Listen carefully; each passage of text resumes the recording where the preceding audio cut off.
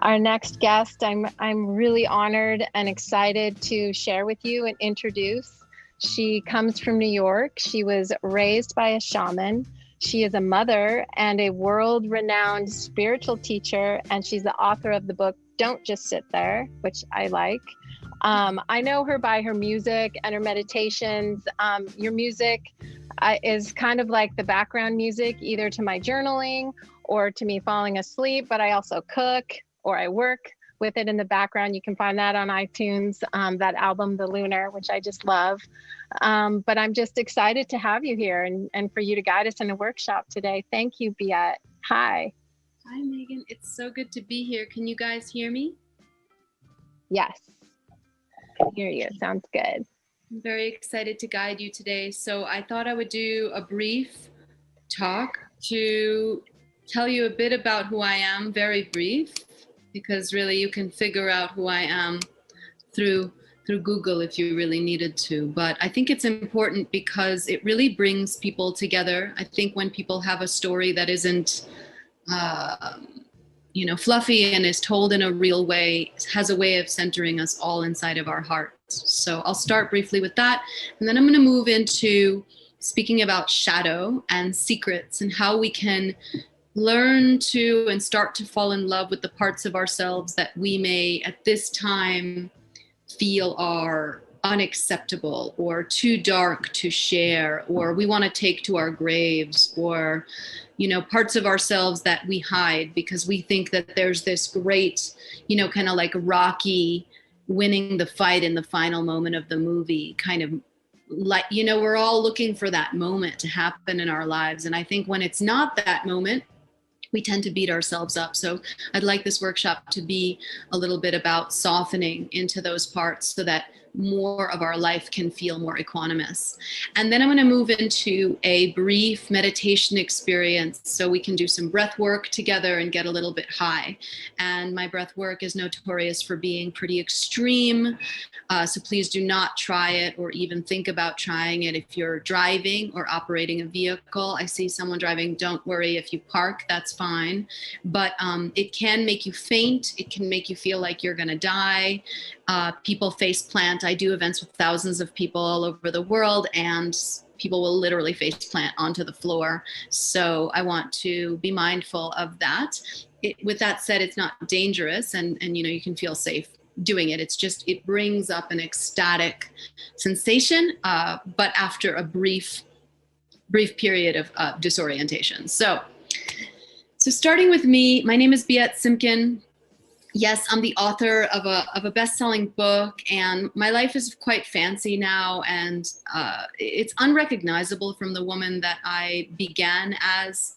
I was raised by, as Megan said, by an awakened shaman father. But with that said, my childhood was quite insane. My family immigrated here from Russia, and everyone came, 2 sets of grandparents, parents, my brother.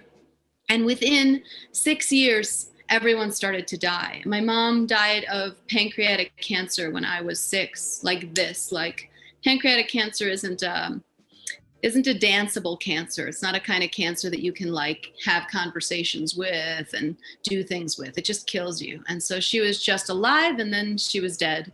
And I used to just tell this story, because it's such an integral part of my life. But growing up, I was made to feel like I'm a warrior because I went through that, and I'm very strong.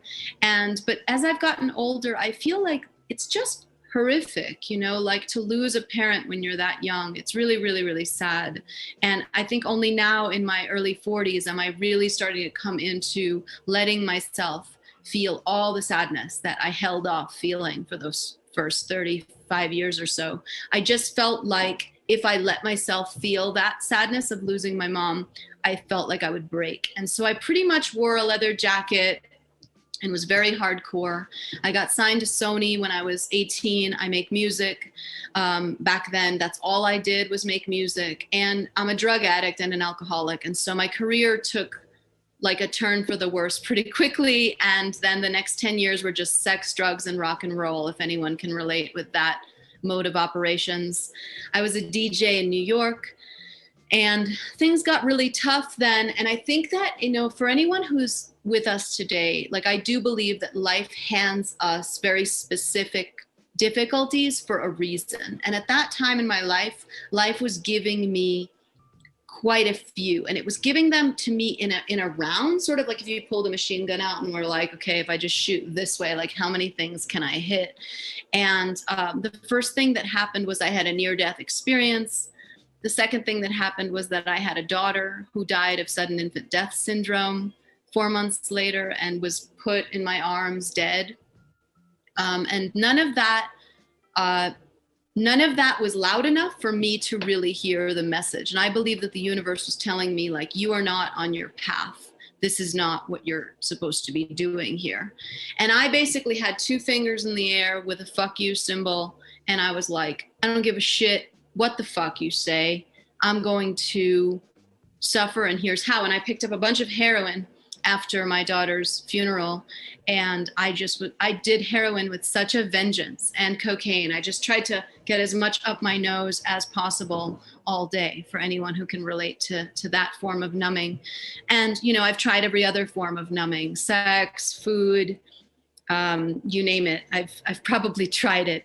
I'm not a big gambler, but you know, that's a yet, I guess. So anyway, So that happened, and then after she died, my best friend hung himself, and after he hung himself, my dad passed away very suddenly, who was like basically my God and everything in my life. And when he died, a year took place, and I got sober a year later. And from getting sober, that was 12 years ago, my life started to change quite wildly after that. And I was told inside of a meditation, thank you. I was told inside of a meditation that I was meant to be a spiritual teacher. And I was like, what the fuck are you talking about? That's how I communicate with the spiritual realm when I'm meditating. I just say, what the fuck are you talking about?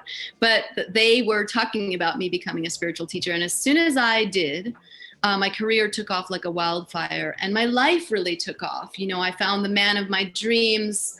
I got married.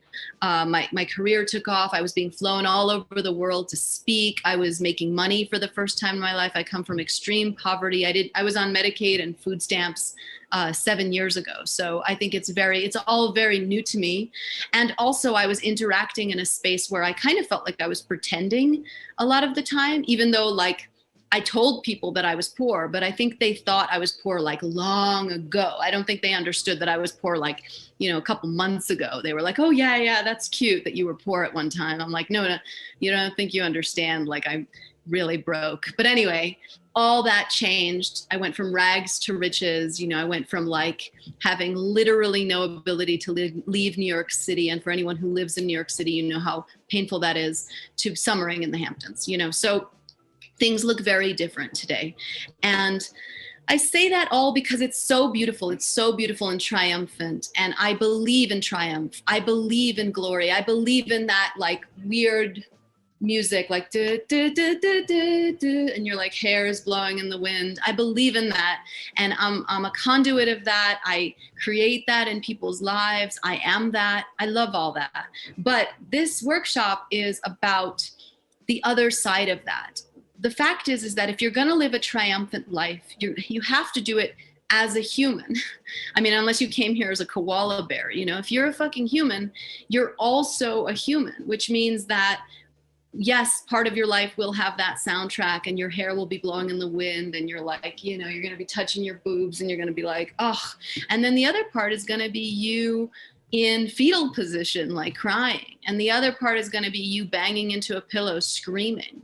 And the other part, like there's so many parts. And it's just interesting to be human because we have these weaknesses. You know, we get upset, we get angry, we get enraged, we get triggered.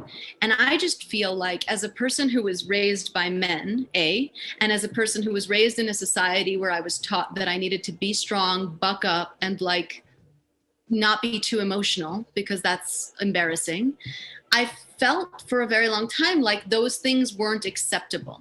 you know, for anyone who can relate to that. I just felt like to even have an emotion was wrong. And while I do believe in cleansing myself of self-centeredness and meditating and being in a state where I'm actually in a place of giving and all that stuff, I believe in spiritual solutions, of course. But I also believe in being okay with the whole of me today. So in terms of the shadow, I'll tell you guys a story. I was meditating and I was visualizing myself, separating myself from my shadow. So I took the shadow part of me. So for me, that's like my cellulite, my moodiness, my neediness, my desire, my ambition, and like the feeling of like wanting to be really successful in the world, the feeling of loneliness and like not feeling like I can trust everyone and not knowing when I can trust people, all that, just the gross part of me. And I took her out of my body and I put her outside of me. Can you guys all imagine that for yourselves for a moment? Like try to imagine your worst traits, this weak part of you, and try to imagine just taking her out and putting her in front of you.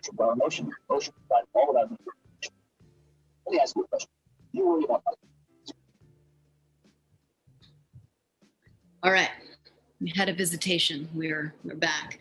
So you take her out of you and you put her in front of you, right? So I put her in front of me, and what I saw was this kind of huddled over young girl, and she had greasy hair and she was kind of just depressed, despondent. She couldn't move. She was that, I feel when I get depressed, and I still get depressed today, I feel paralysis in my body. Like I literally feel like I cannot move. And that feeling brings on a lot of shame for me, because at a younger point in my life, that feeling was so overwhelming, and I had no idea how to get out of it. And it went on for years and years and years and years. Now today, it doesn't do that. I'm fully functional while that feeling is happening. I'm like working, I'm a mom, I'm like on Zoom calls, you know, it's all happening. And no one would have any idea. Last weekend, I did a huge event, such a big deal, blah, blah, blah. And I was totally in that place and no one fucking knew because I'm so good at my job, but it happens. And so when that feeling happens, it's total paralysis. And so I saw this paralyzed, depressed, weak, broken, insecure girl, and she's standing in front of me. And then I looked back to see, okay, well, if I took the insecure, weak, shadow, gross person out of me, who's left? Who's left?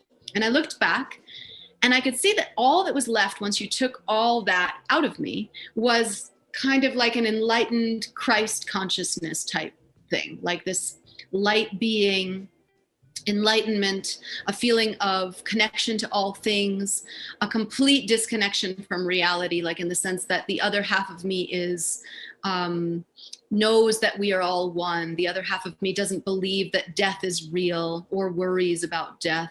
The other half of me doesn't feel pain or worry or sadness. It's just, that's not its job. Its job is just to like be in like an LSD trip state. So anyone here who's ever tripped on LSD or mushrooms and had a good time with those things, you can remember that when you did those drugs, it was clear to you in those experiences that we are all one, and you knew the truth. And 5 hours later, you were sucked back into this reality of duality, and you were like, fuck, what the fuck kind of planet is this? I made a choice to live on a planet where I feel alone half the time and I want to kill myself, but then I don't want to kill myself and I really don't want to die, and I'm scared of death, but I really don't want to live. Like, what a dumb decision.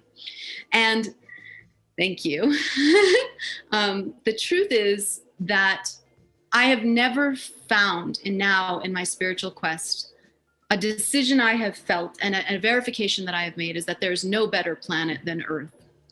And I used to think there were other planets that felt like MDMA trips, and you were all day, you just were like, you had no vagina because all you did was orgasm 24 hours a day. You were just like walking orgasm. There's no genders, there's no death, there's no feelings, there's no fuss. It's just all tripped out, amazing. And I used to think, what can I do right in this incarnation so that I can one day be relocated to that motherfucking planet? And today, I don't want to move to that planet. I don't even know. I don't know what that planet is. I've probably lived there, but definitely, I'm sorry you missed out on that drug. But the truth is, there is nothing better than Earth. And I looked back at this meditation and I saw myself as this divided self. Half of me was this broken woman, depressed, fatigued, annihilated, chubby, like whatever was in there. And then the other half was this like, oh, angelic spirit. And I allowed the angelic spirit part of me to wrap itself around the part of me that was broken and just hold that part of me in their arms. And all of a sudden it felt very good. Like it felt like, okay, the enlightened part of me can hold the part of me that's weak and feeble and broken, right? And then at the end of the meditation, I brought the ugly, gross, venomous, jealous, envious, broken, dying part of me, and I put it all back inside. And I was like, now we are coming back together. And as I unified these two pieces of myself back together, I felt for the first time that there was no place to go. I had always thought that when I reached enlightenment, I would finally be able to be done with this depression stuff, finally be able to be done with sadness, finally be able to be done with, yes, remembering. I remembered. I finally thought that I would arrive at a point where my awakened state would be so heightened and so perpetually attuned because of all my amazing tools that I would just be like floating around. And what was the real aim of that goal? I mean, I'd been conned by, men with beards in the 70s who told me enlightenment looked like that. But B, I also was, trying to be better than all of you. I hoped that one day I could prove my superiority to all of you and come down the holy high mountain and show you my enlightenment cock, like pull out my enlightened cock and shove it in all of your faces and finally be better than everyone. And it was, in a way, it was like a vengeance dream of having been treated like crap in the playground as a child or something. Who knows? That was definitely one of the many things I wanted vengeance for. And I imagined myself at the Oscars and the Emmys, like standing there and being like, that's right, you fucking dicks from public school in Queens. And I don't know why I thought that was going to be so amazing, or why I envisioned that is what enlightenment felt like. But I really feel today that enlightenment is something that is it's done in a round. Love you too, Irene. Enlightenment is something that comes to us. So, and again, on my journey, I had several white light experiences, right? And every time I had one of these white light experiences, I was like, fuck yeah, like this is it, I did it. And then as soon as the white light experience was done, I mean, not immediately, but shortly after, I was a dick again. I was in pain, I was afraid, there was some new problem that worried me. And I was like, wait, didn't we just already do the whole white light experience thing? Like, I thought there was some like coming to moment that follows the white light. And I realized that white light experiences are not a one and done deal. You can have as many of them as you get. They're grace. And that white light experiences, or let's call them moments of enlightenment, are like energy shots that fill you with an energy to go fulfill a mission in your life. Now that mission could be business, it could be romance, it could be healing, it could be, whatever, pursuit of travel, like it could be anything. But the point is that it's a creative force. And so my friend Arjuna talks about this beautiful wheel, which is enlightenment, creative energy, achievement, which is like spreadsheets and cold calls, and then humility.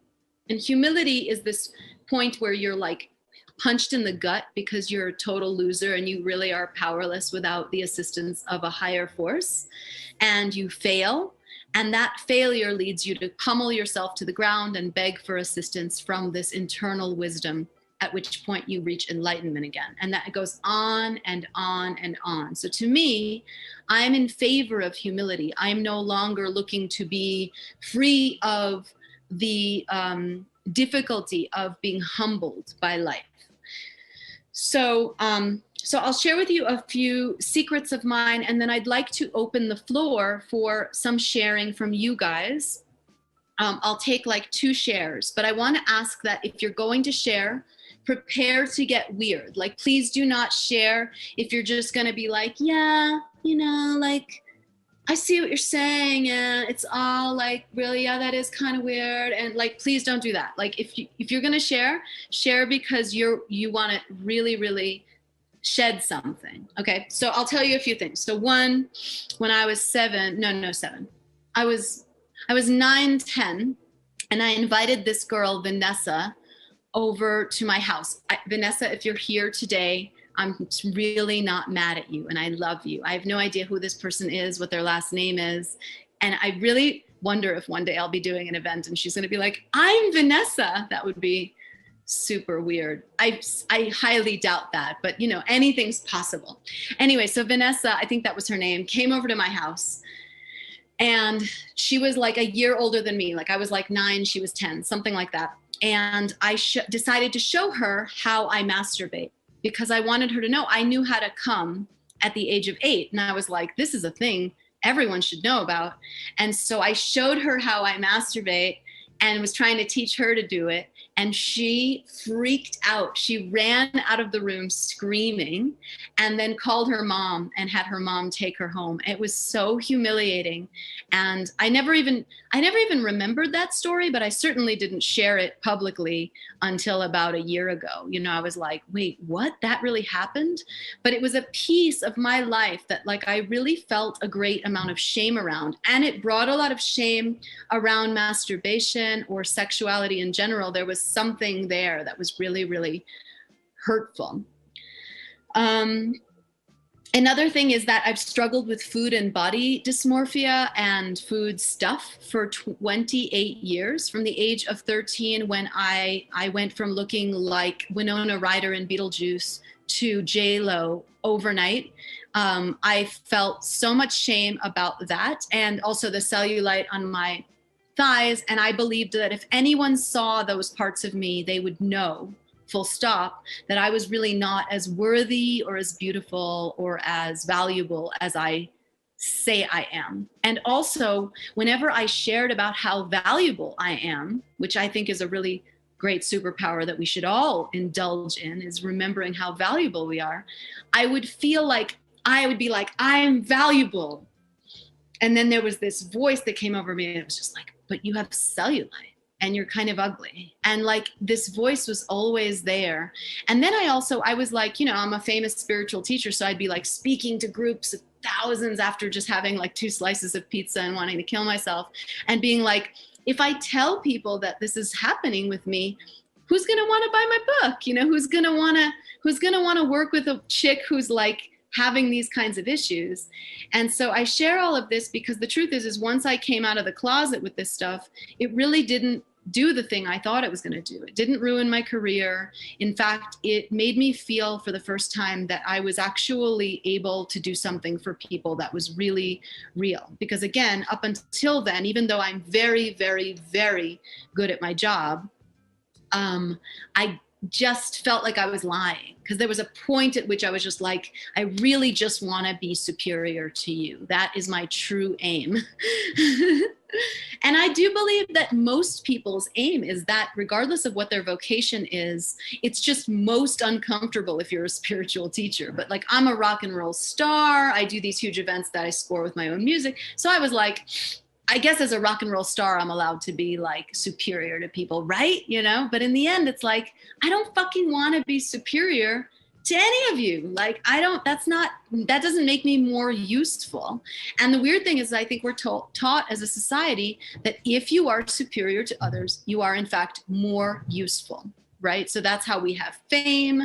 That's how we have the whole structure is designed around this power structure. So I've shared a couple of my nuggets, and I'd love to hear 2 shares from the audience of an embarrassing moment, a shocking secret, or something that you feel like up until this moment you really thought you should take to the grave, because if anyone knew, they just wouldn't like you or respect you anymore. And just feel free to share that with everyone. And also remember that this is a tremendous opportunity, because being able to say this shit out loud in front of people, it just kind of kills it. You know, it really puts it in its little casket. So today could be the funeral for this feature of you.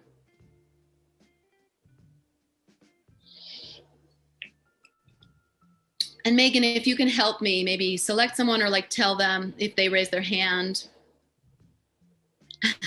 Yeah, come on, people. I bet you everyone's feeling on the spot right now. I know I definitely have some weird shit. But I want to give the opportunity to our audience. I see some people out there. Janet, do you want to share anything that you feel is hard? You're a really good sharer. Okay, it's okay. I can do it. All right. Yeah. So I went to grad school at a prestigious university, and I absolutely hated it. And when people associate me with that stupid fucking place, it just, I hate it. So I've given them no money. I hated the experience. And I'll just be honest about it. I went to Harvard for grad school, and A, it was not worth my time, and B, the entitled pricks that I met are not my friends, and C, everybody thinks that it's this amazing, great thing. And I'm like, oh no, I learned so much more by going to my state school where I went for undergrad. But going to nursery school, I learned more than when I did when I went to this prestigious university. And I just absolutely hate it when people exalt the brand name and don't give a crap about if it's a good school or if it's a toxic, awful place. And people exalt it, and it just drives me up a wall. Thank you so much. Thank you so much.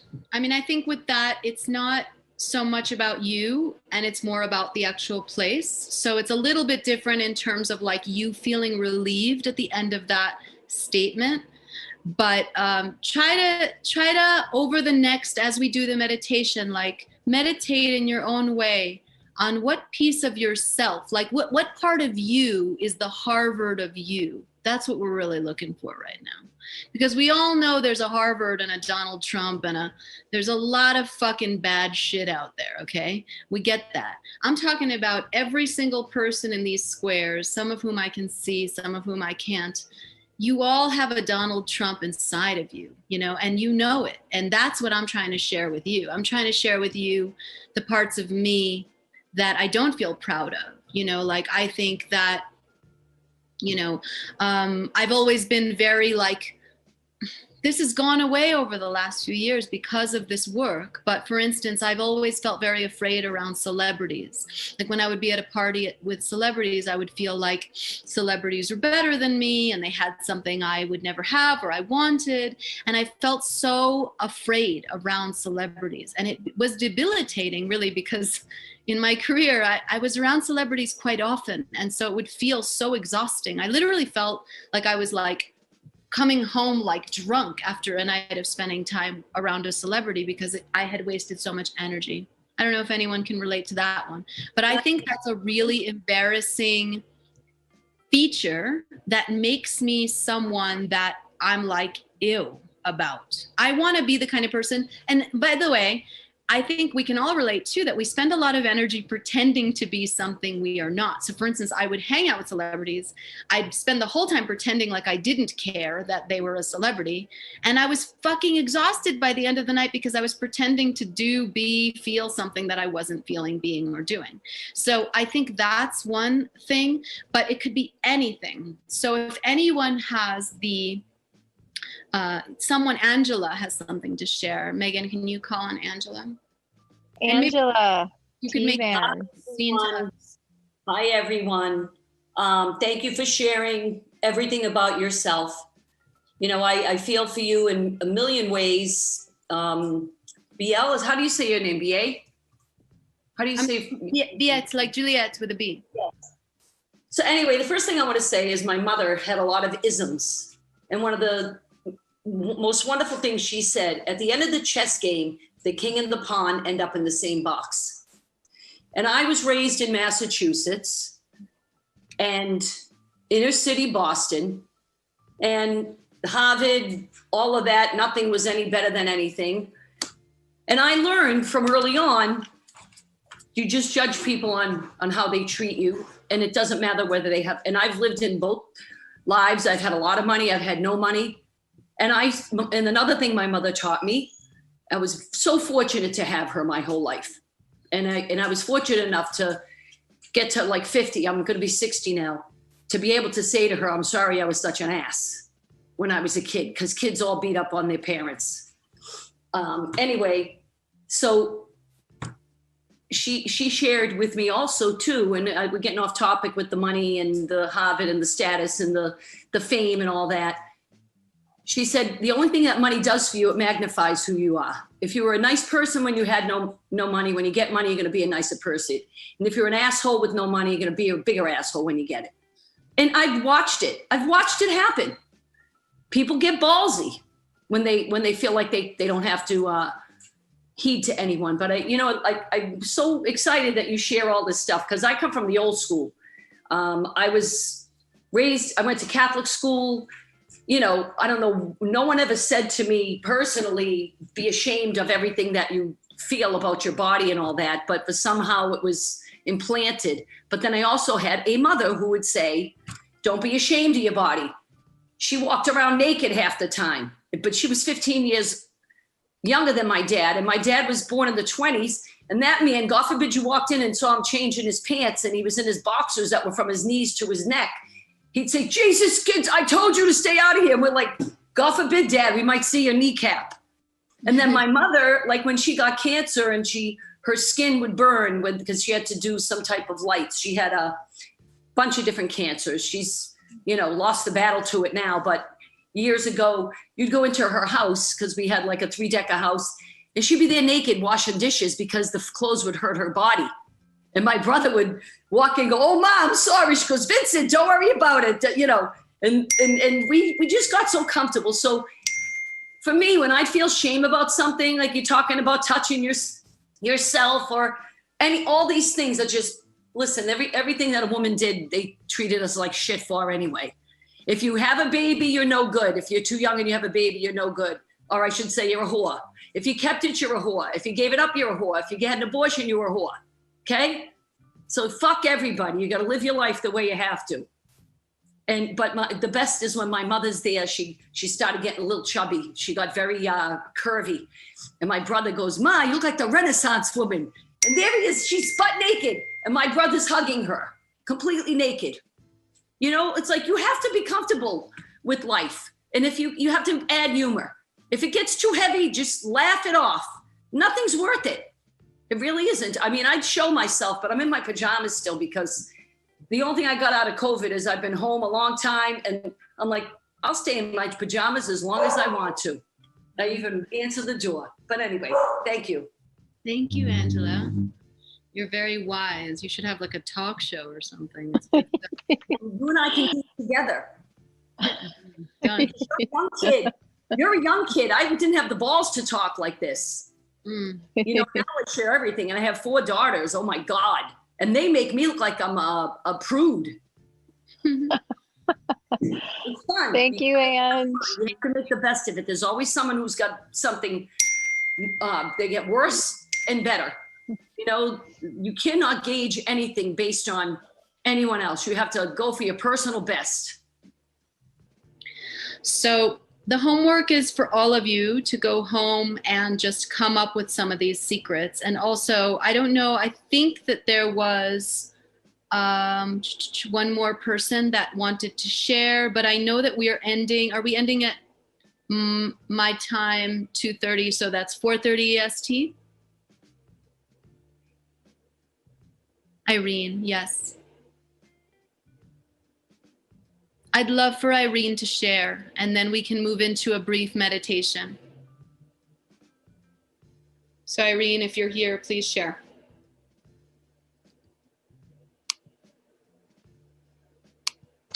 There you are. Hello? Yeah.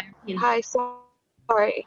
Okay, so I'm gonna do this quick, and, and I'm trying to challenge myself to do stuff that scare me. I'm gonna do it really quick. I ran away from home. My mom was really abusive, and I ran away with a boyfriend. And my boyfriend cheated on me, and I got beat up the girl or got in a fight with her, and then her family member was a cop, so I got in big trouble and I went to prison for 8 months, and I've never shared this with anybody, so I just felt like maybe this would be cleansing. And that's why I'm just saying it.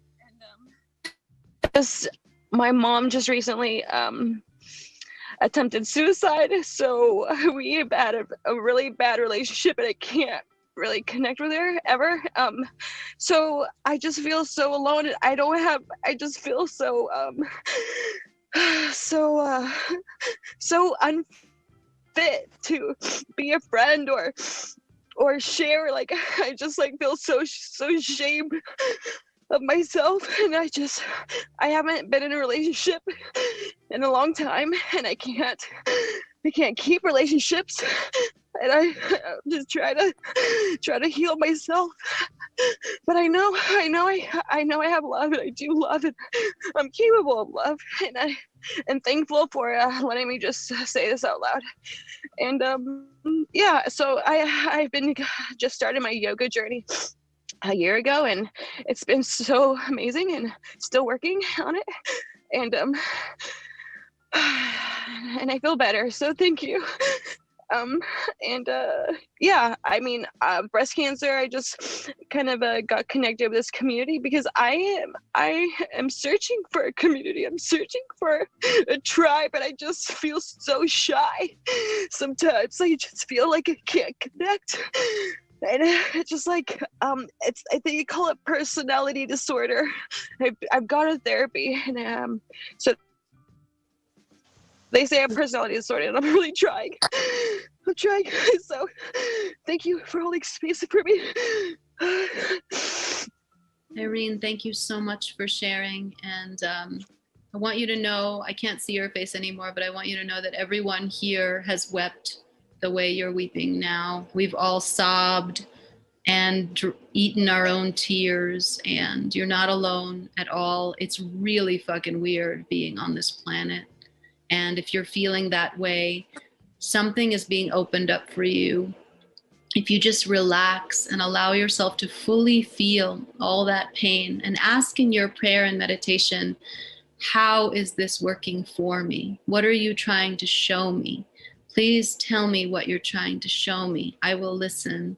I will follow whatever you say in your prayers.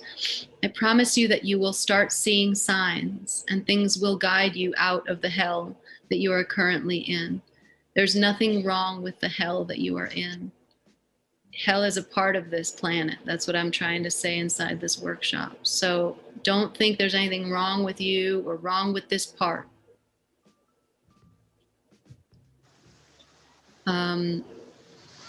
You're welcome here, and so am I. We're all welcome here. You don't have to belong in any specific way.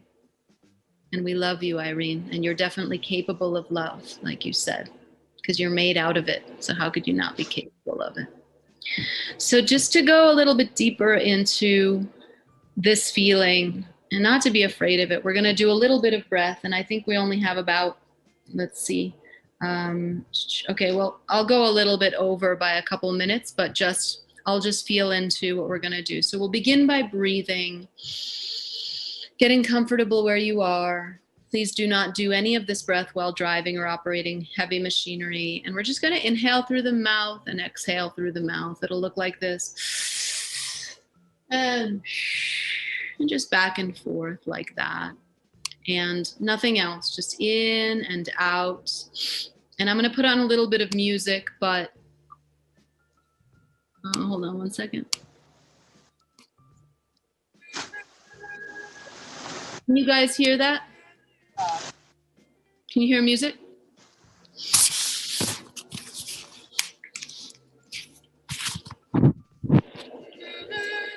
Okay, begin.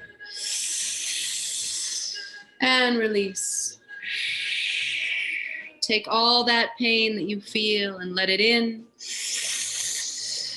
And let it out. And let it in. And let it out.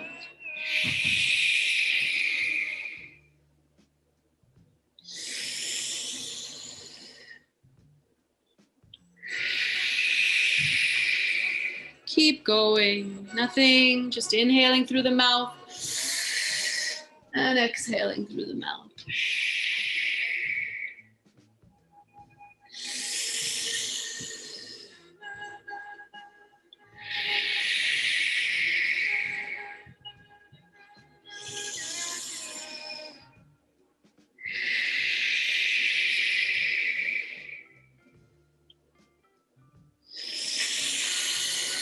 Continuing to fill the belly and lungs. Keep going.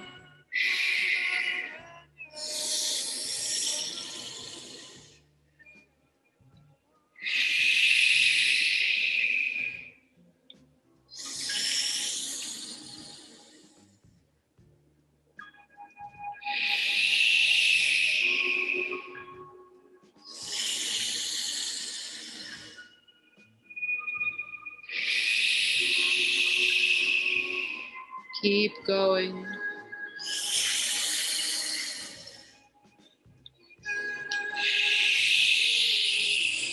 Good.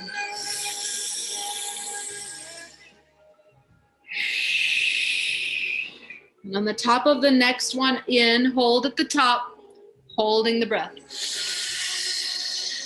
Hold the breath.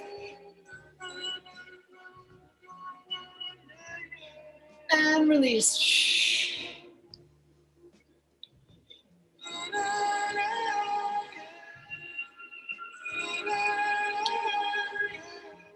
Notice how you feel right now and if it's different.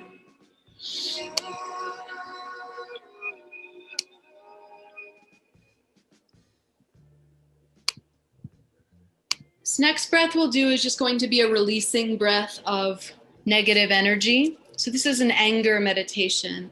It's very simple. It's a Kundalini Kriya mixed with some punching. And we're just going to go like this. If you've ever done a Bikram yoga class, it's a puffing in belly. And as you do, you're going to take your thumbs, put them in the mounds of your hands, puff into a fist of anger. And we're just going to, and you can close the eyes and begin. And I'll put on some music to listen to while we do this breath. Think about what you're really angry about and get really angry.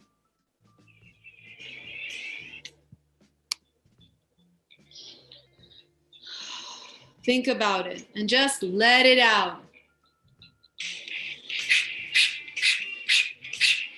Ah! Whisper scream. It's not fucking fair. Let it out.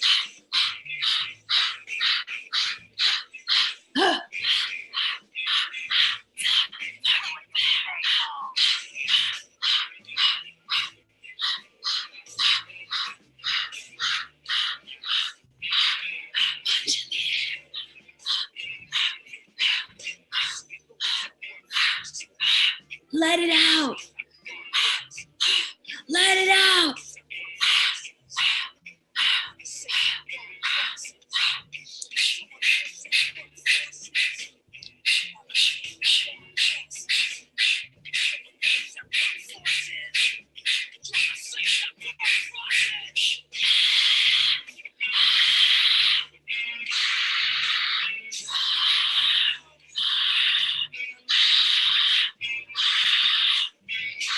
Keep going.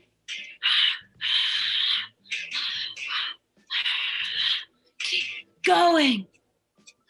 Keep going. It's not fucking fair.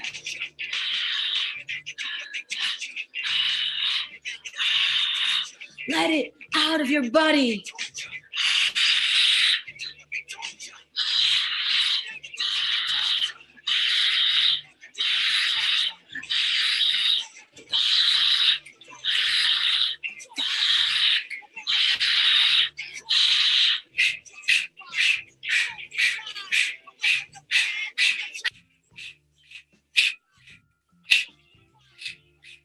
going.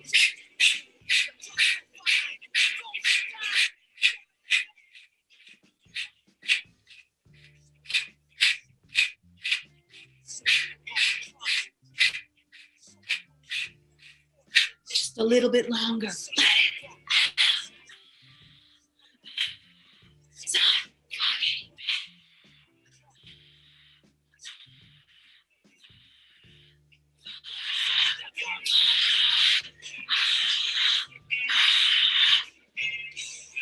Now,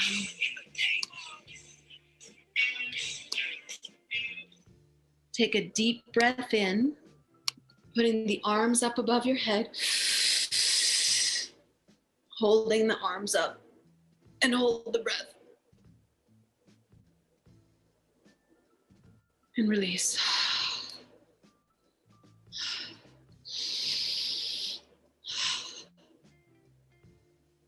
Shake it off. Shake your arms. Let it go. Arms down, palms facing up, eyes closed. And just notice how you feel.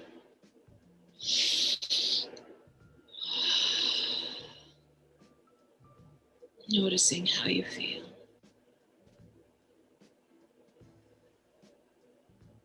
Noticing what was hidden behind the anger. We're all so afraid of our anger, so afraid of our flaws, so afraid of our darkness. What if we just lean into it? What if we just allowed it to be? What's behind it? Deep inhale through the nose and release. Let's do 2 ohms before we move into the next and final breath practice of this experience. Inhale for the first Om. Inhale.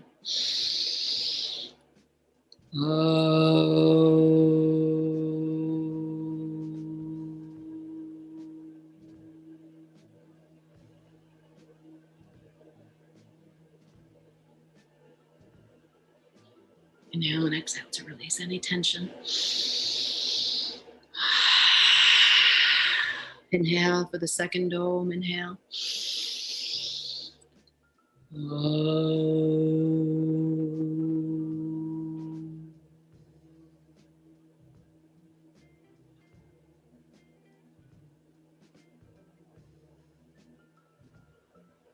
Inhale and exhale to release any tension. Letting it all out. And inhale for the third and final Om. And as you do, set an intention for the rest of this practice. Inhale.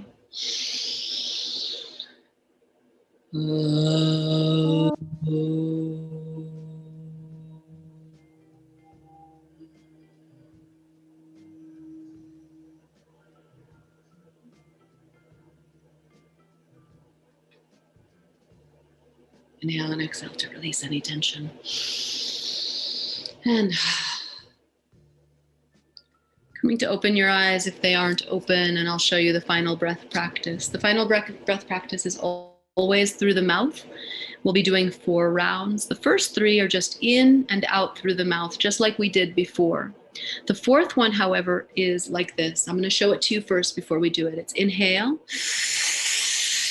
hold the breath, puff the belly out like you're pregnant, and then elongate the neck to look at the ceiling above you. And then hold the breath. So it'll look like this. Hold the breath, hold the breath. And then once we hold for a little while, you're gonna take your right fist, gently hit your chest and release the air from your chest. So it's going to be belly out like you're pregnant, chin up. And while you're doing this, I want you to really relax your body. There's going to be a tendency and a desire to tense up in vinyasa like you're in yoga. You don't want to do that because you're not going to get the effects of the breath practice. So this breath practice is very delicate. You want to feel like you're like Jello while we're doing it. So I'm going to put on a piece of music. I'll put on something from my record. And we're going to do the breath together.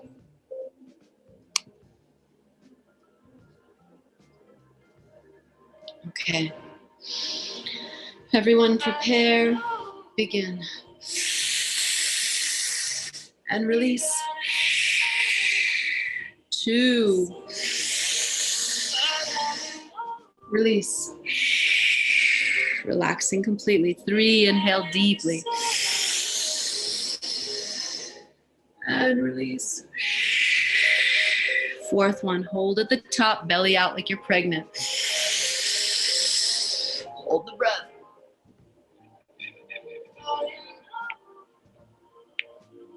Hit the chest, release.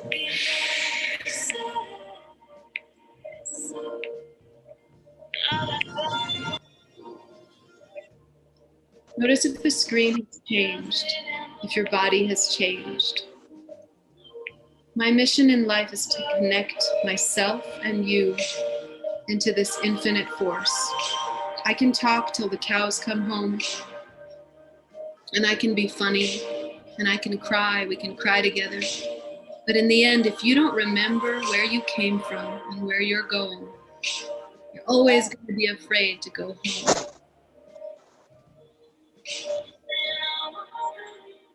Begin again. Inhale 1. Always through the mouth. Inhale, exhale now. Inhale 2. Relaxing completely. Exhale. Be like Jello. Inhale 3. Release. And inhale 4. Belly out, chin up. Hold the breath.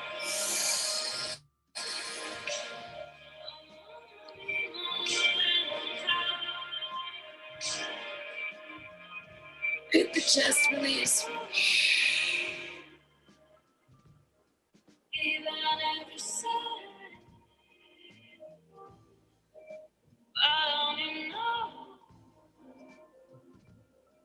Final one, bring your hands together in prayer. You don't have to believe in any specific kind of God. And if you're like me, you certainly don't believe in a bearded white dude. Whatever God, whatever energy you want to tune into, just ask it for help right now. Say with the mind's eye or out loud, please help me.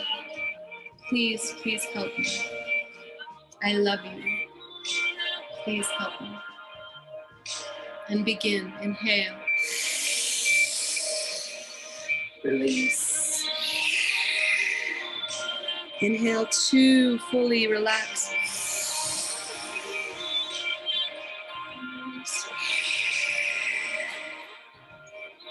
Inhale 3. Release. And 4, hold at the top, belly out, chin up. Hold the breath, belly out, chin up.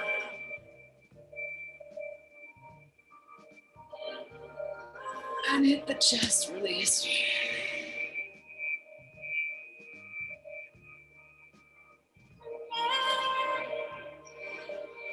Listening to the music, gently closing your eyes. Remember why you came here today. Remember yourself. Deep inhale through the nose. Grounding into the present moment. Deep inhale through the nose.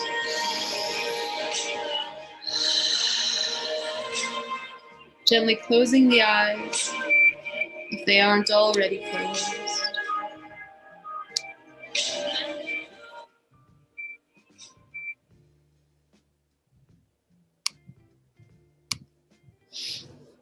Bring the hands together in prayer if you'd like.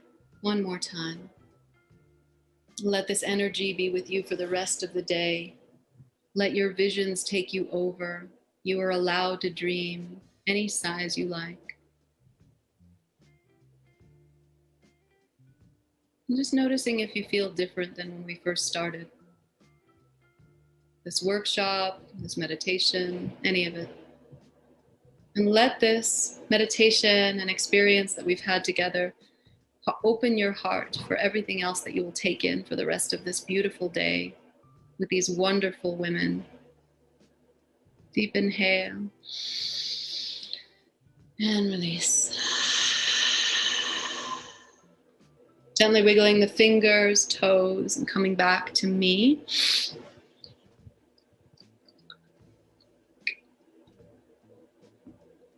Such an honor to be with you today. Megan, thank you so much for having me. Yeah. Yes. Wow, Biet. I almost went face first, just like you described. I had to grab the counter. I was like, oh God, I'm going down.